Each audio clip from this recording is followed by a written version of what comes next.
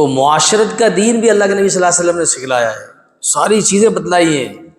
پڑوسیوں کے حقوق بھی بتلائے ہیں، تجارت کے اصول بھی بتلائے ہیں، رشتہ داروں کے ساتھ کیسے رہنا ہے وہ بھی سمجھایا ہے،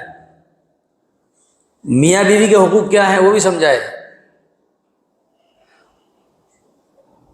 ہم کیا سمجھتے ہیں کہ ایمان بڑھے گا ہمارا تسبیح پڑھنے سے، قرآن کی تلاوت کرنے سے؟ یقیناً بڑھتا ہے،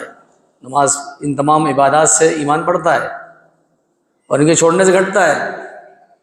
لیکن ہمیں یہ سمجھ میں نہیں آتا کہ ہم راستے کے اندر کوئی تکلیف دہ چیز ہے اس کو ہٹا دیں راستے سے تو اس سے بھی ایمان بڑھے گا، اور اس کے بالمقابل راستے میں کوئی تکلیف دہ چیز ہم نے ڈال دی، کچرا ڈال دیا،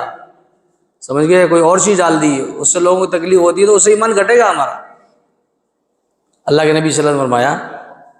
کہ ان للایمان بضع و70 شعبۃ ادناها اماطۃ الاذى عن الطریق، کہ ایمان کے 70 سے زیادہ شعبے ہیں، ان میں سب سے کمتر درجے کا جو شعبہ ہے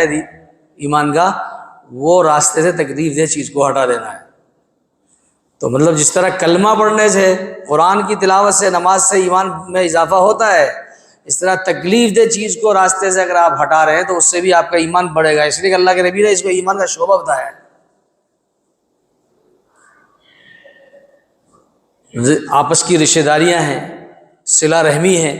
صلہ رحمی کرنے سے ایمان بڑھے گا آپ کا، اللہ کے یہاں تقرب آپ کا بڑھ جائے گا، تعلق مع اللہ آپ کا بڑھے گا،